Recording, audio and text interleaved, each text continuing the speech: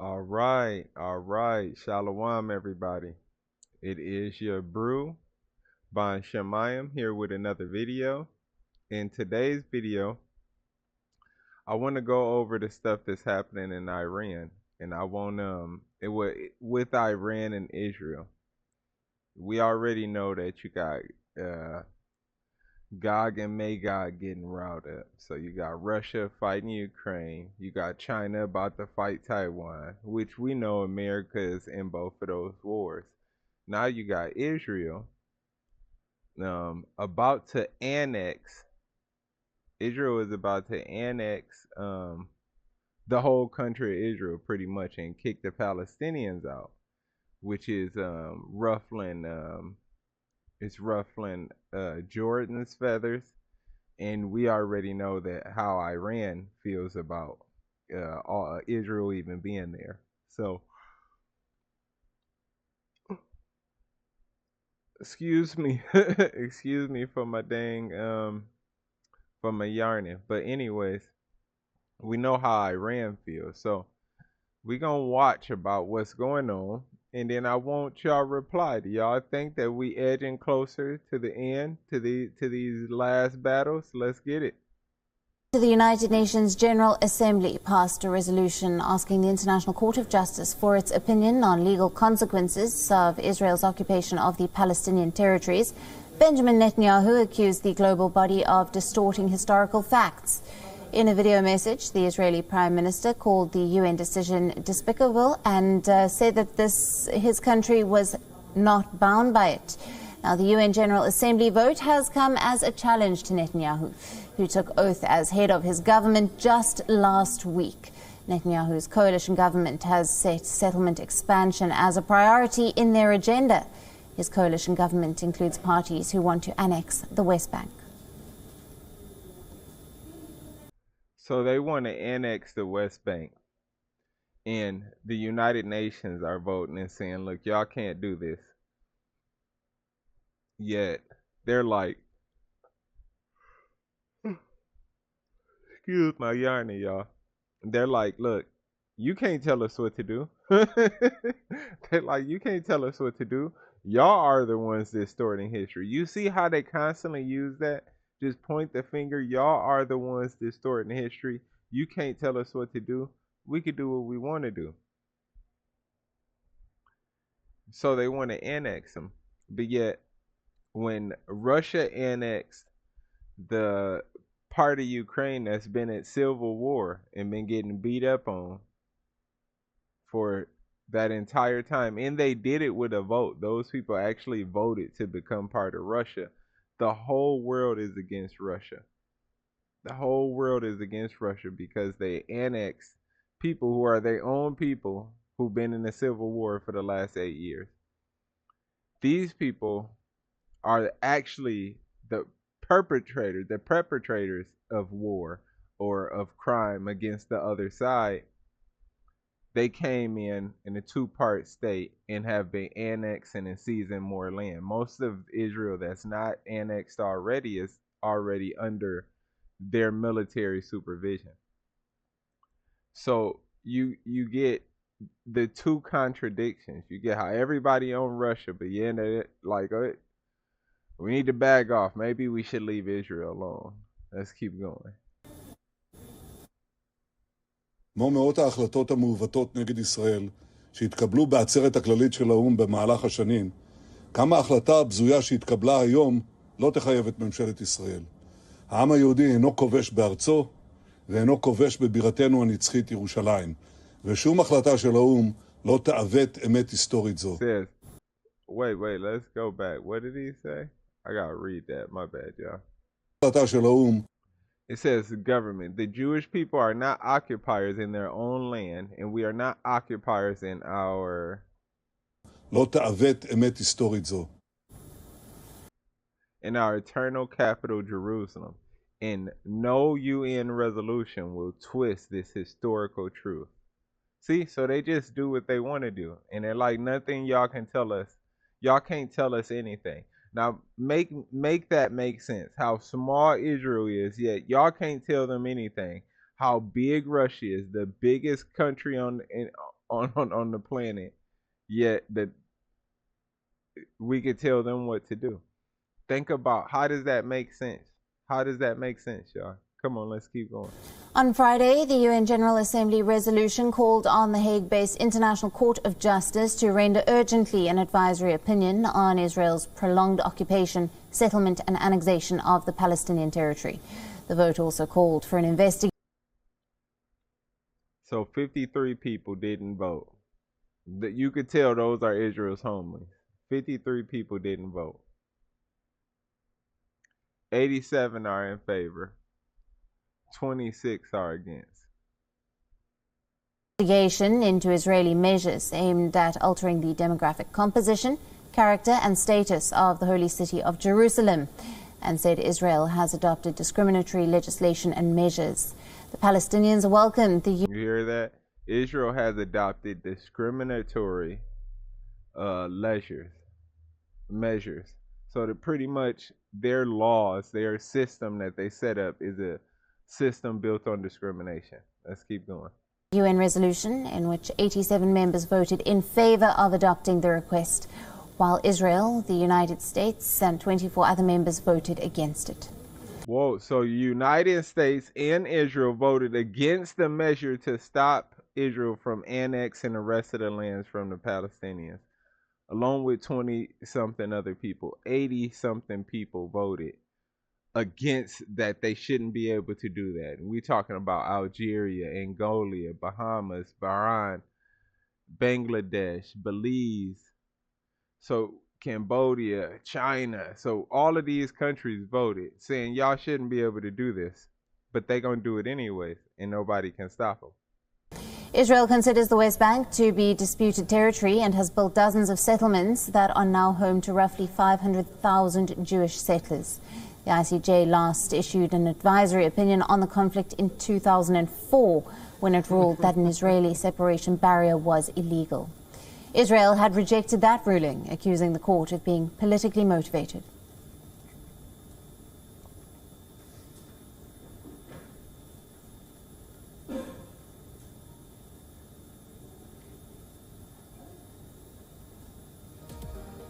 Okay, so they said the court was politically motivated against them.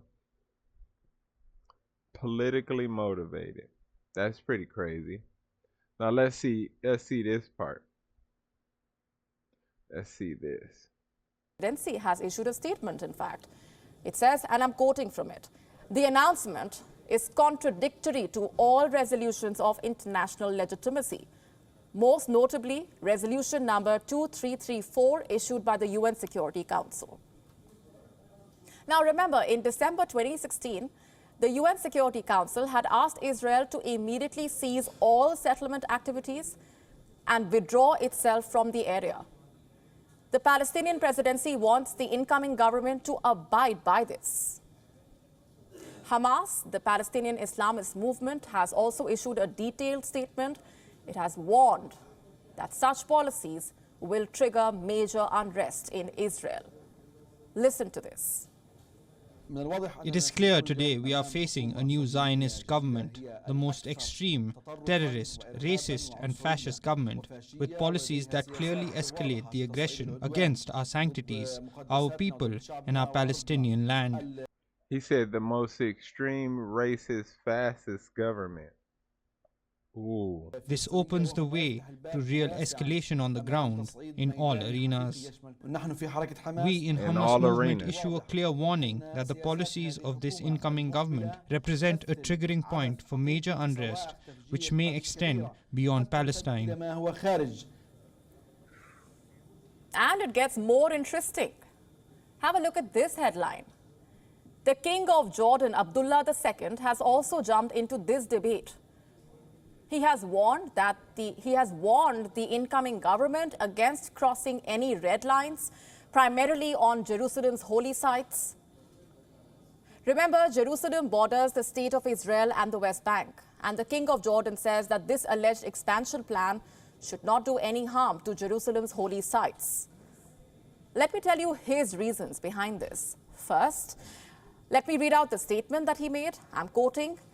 If people want to get into a conflict with us, we are quite prepared. Ooh. I always like to believe that let's look at the glass half full, but we have certain red lines, and if people want to push those red lines, then we will deal with that. Next question. That sounds like a threat, y'all. Why is the King of Jordan so concerned? What does he have to do with all of this? To start with, he is a member of the Hashemite dynasty, a dynasty considered pious by Muslims. And why is that? Because its members are apparently direct descendants of Prophet Muhammad. Secondly, this dynasty has been the custodian of Jerusalem's holy sites since 1924. And so it sees itself as the guardian of the religious rights of Muslims. In fact, until 1967, Jerusalem's old city was controlled by Jordan after Israel took over the city post the Six-Day War. It allowed the Jordanian Waqf to maintain its authority. So just to put this simply, any changes in Jerusalem or to the status of its religious sites is liable to spark protests from Jordan. And why just Jordan for that matter? It will be safe to say that the wider Muslim world could also rise in protest. And not just protest, y'all. He threatened action. He said, if y'all want conflict, if you really want conflict, go ahead and do that. That's what he said. Go ahead and do that. We'll show you what we ready. We ready. It's not 1967, pretty much is what he's saying. Let's hear this next one. Well, the Iran military is holding joint naval, air and ground exercises in the Gulf. The drills have been organized after Iranian authorities continued their crackdown on anti-government protests, which have been underway for over 3 months now. The annual... Which is war. That's war. That's America and Israel and all of our allies, because Iran wouldn't come to the table with the nuclear deal because we betrayed them on the last one. That's all of our allies, CIA, inside of Iran, sparking up protests. This is what we do. This is why Nicaragua and the people from over there are coming over here, because we were in the middle of their government messing things up. Same way we tried to do, I think that was Brazil. No, is that Brazil? I can't remember. It might have been Brazil, but during their elections, we claimed that their president was a false one, and the guy we wanted to be president, and almost sparked something there. So this is the same thing. This is how we operate. This is covert war, right? So we're our country, along with our allies, are covertly starting a war with Israel. I believe the same things happen with China and the unrest, and in Russia. I believe we are literally trying to separate them from their people.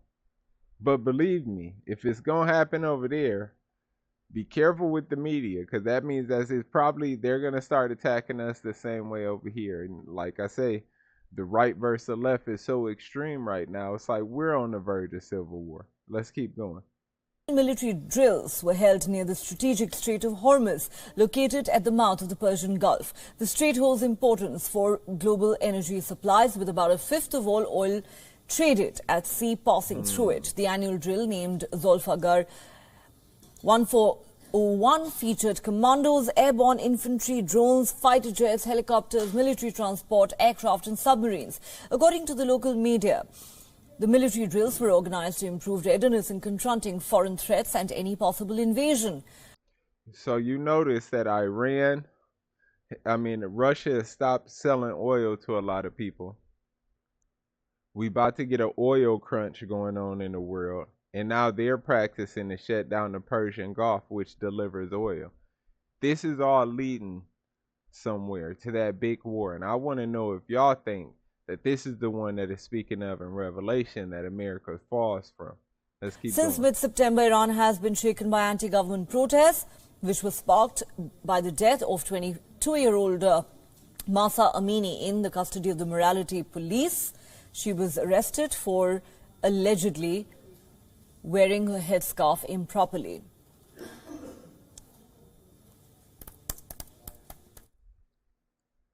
So, we see Israel about to annex, which means they're about to try to take the rest of that country.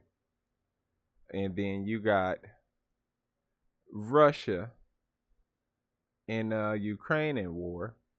And now you got you got China about to go to war and take over Taiwan, and go to war with us for Taiwan. It'll probably be, Japan, Australia, America bagging them up. But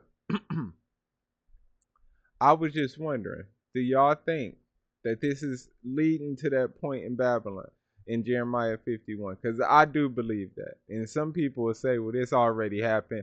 But I'm going to link some of these things that it say right here up with history and also what the Bible says in Revelations, right? So let's start at Jeremiah 51:1. It says, thus saith the Lord, behold, I will raise up against Babylon and against them that dwell in the midst of them that rise up against me, a destroying wind. And I will send unto Babylon fanners, that shall fan her, and shall empty her land. For in a day of trouble they shall be against her round about. That's that, back to that, in one day she shall fall, right? And then it says, for in the day of trouble they shall be around about her, right? Against him that bendeth, let the archer bend the bow. And against him that lifteth himself in his brigandine, and spare ye not her young man. Destroy ye utterly all her hosts. It says, thus the slain shall fall in the land of the Chaldeans, and they that are thrust through in her streets. Right? The Chaldeans is the land of great sorcery, which America is the highest sorcery place in the world. That's why the Bible says that Revelation said that they would drink the cup of her wine, right? It says, for Israel have not been forsaken, nor Judah of his God. So we haven't been forsaken. Of the Lord of hosts, though their land was filled with sin against the Holy One of Israel. See, although we were placed in land that is all against Christ, that are all against Ahiah, Bahashim Yeshaya, his son, they're all against the laws in our land. Don't follow God's laws, right? It says, though their land was filled with sin against the Holy One of Israel, and we know that's Christ. It says, flee out of the midst of Babylon. Does that not remind you of Revelation, right? Let's hit Revelations up real quick. And it says, we're going to go to 18:4. It says, and I heard another voice from heaven saying, come out of her, my people, that ye be not partakers of her sins, and that ye receive not of her plagues.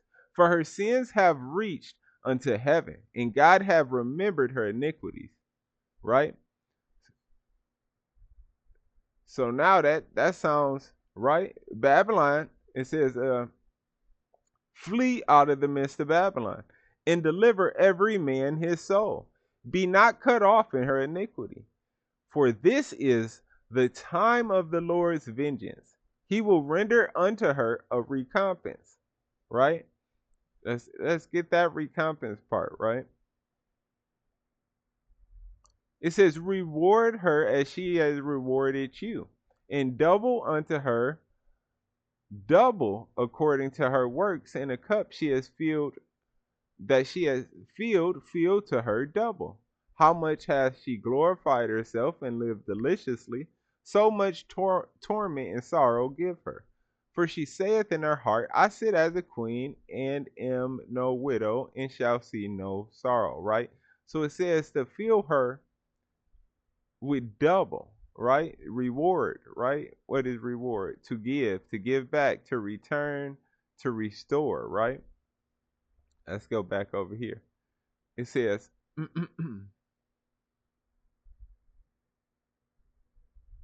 flee out of the midst, right? He will render amends unto her recompense, dealing recompense benefit, right? It says Babylon has been a golden cup in the Lord's hand that made the whole earth drunken, and the nations have drunken the wine, therefore the nations are mad, right? So is this not the same thing we seeing in Revelations, right?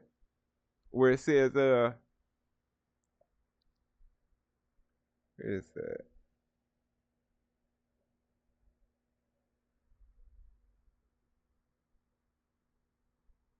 Is that 20? Let's see.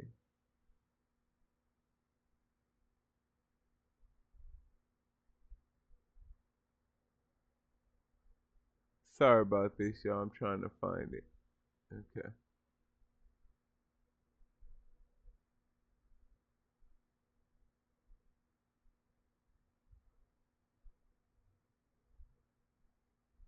Okay, let's see.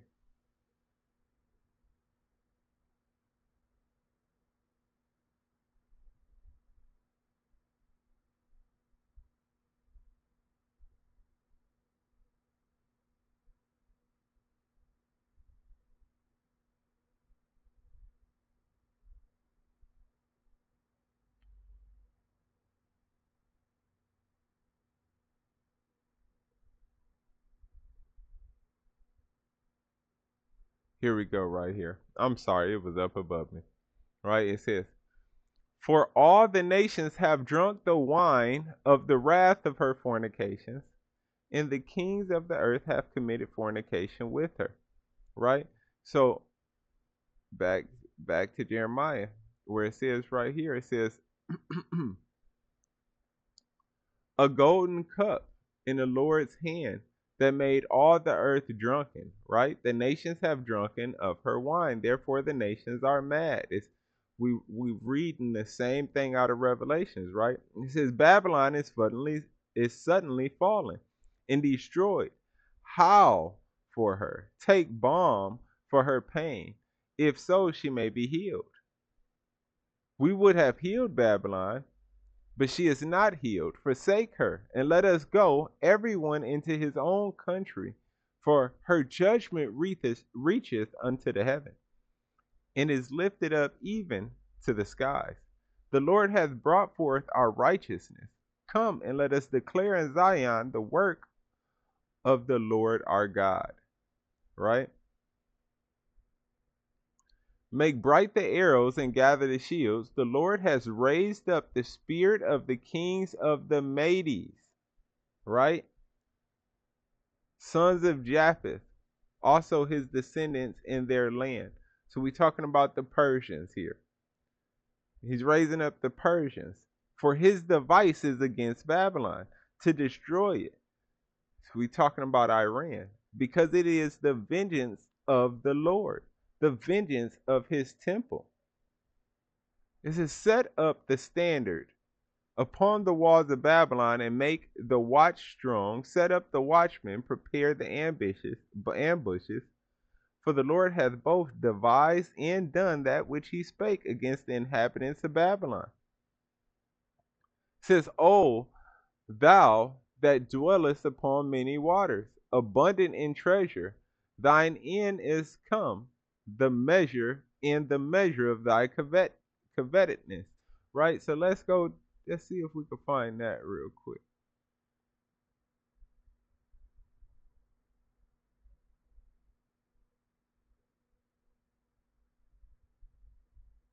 Oh, that's in a different Revelation. So I think that's in Revelations 12.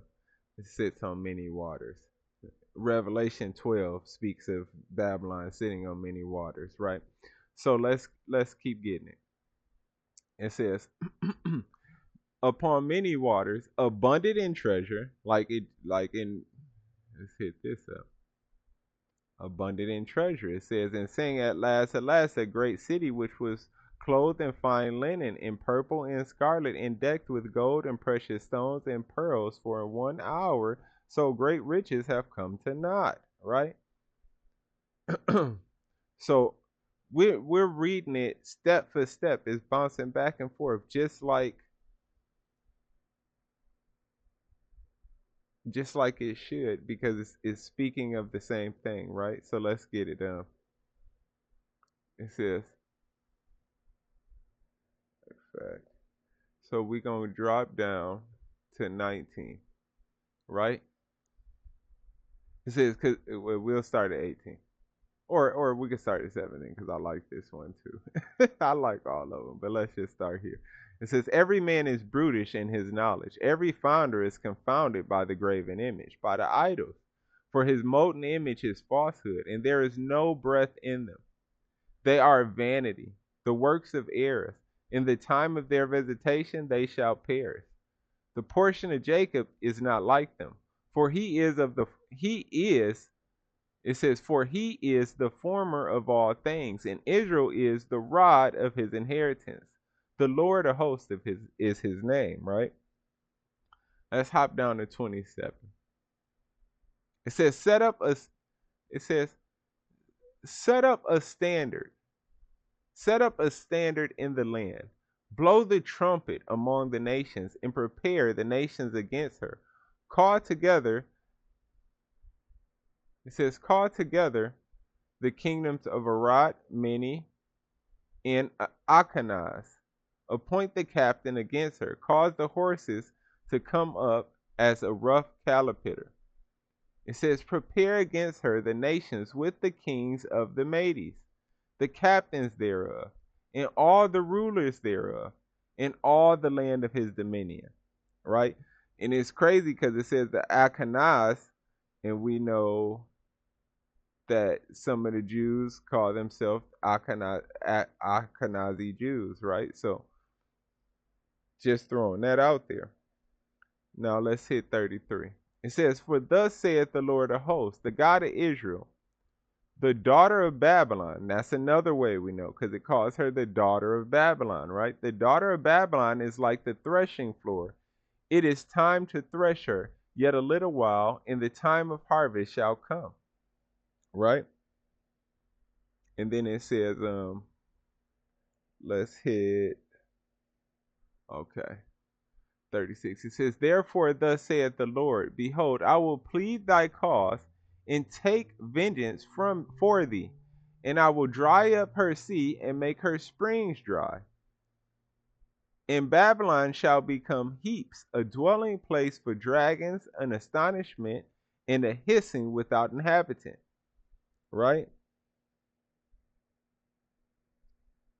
And let's go down to 42. It says, the sea has come up upon Babylon. She is covered with the multitudes of waters thereof, the multitude of the waves thereof.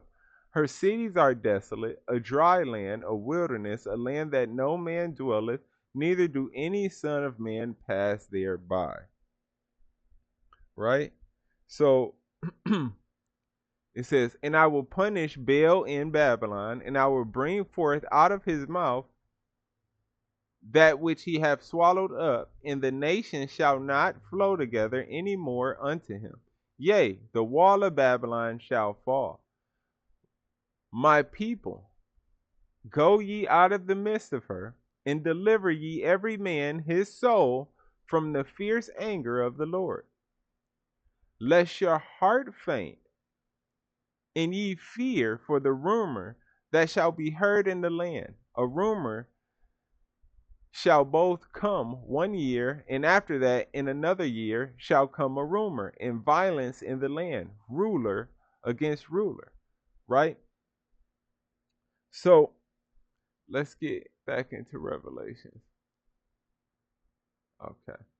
And we going where it says, rejoice over her, thou heaven, and ye holy apostles and prophets, for God has avenged you on her.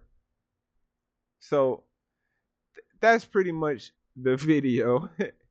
It went a lot longer than I thought, but I would love for y'all to let me know if y'all believe that we are in the time in which Babylon's judgment is shortly around the corner? Do you think that Israel annexing the rest of that land over there is going to lead to that war that's going to that's going to end with the destruction of America or Babylon or the daughter of Babylon?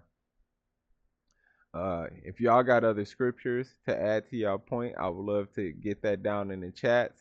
Matter of fact, if you liked the video or if you didn't, hit the like button, hit the subscribe button, and throw a comment down. Let's talk about this because we getting close to the end.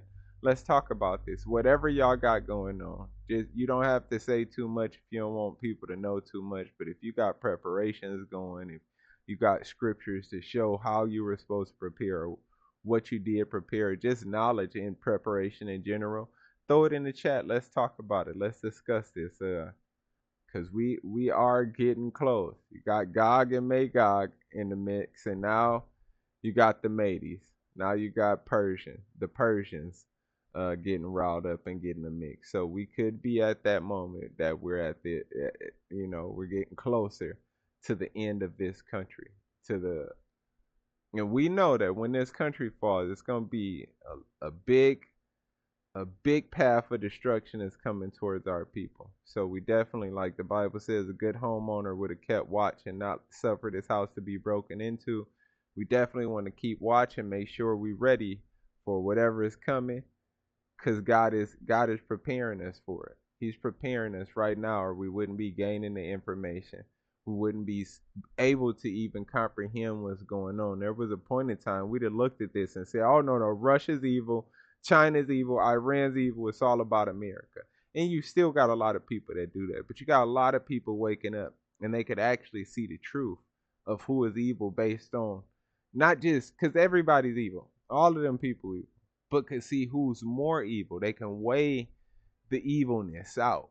They could weigh the evilness out and the wickedness out based upon how they treat each other there, how their laws are, and if their laws are comparable to God's laws, and how they treat God's people. So with that note, I just want to say thank y'all for tuning in. Thawada. Thawada means thank you. Barakatah to everybody for watching, and Barakatah to everybody in your family and everybody. Just Barakatah to everybody, right? That Barakatah means bless you. So bless everybody. We in this time that we need to be praying for each other and having mercy on each other and coming back together versus trying to destroy each other. There's enough swords getting pulled out for us to be pulling out swords as well. So Barakatah, Kaula Hayabah Shemishaya. That means all praises to the Most High Haya in the name of his son, Yeshaya, this our Savior. On that note, I want to thank y'all for tuning in. Sorry I made this video so long, because the one coming out Friday is probably going to be long, but that's going to be super spicy too. So on that note, I just wanted to be like, peace, or peace. Thanks for tuning in. Y'all have a blessed one, all right? Thank you.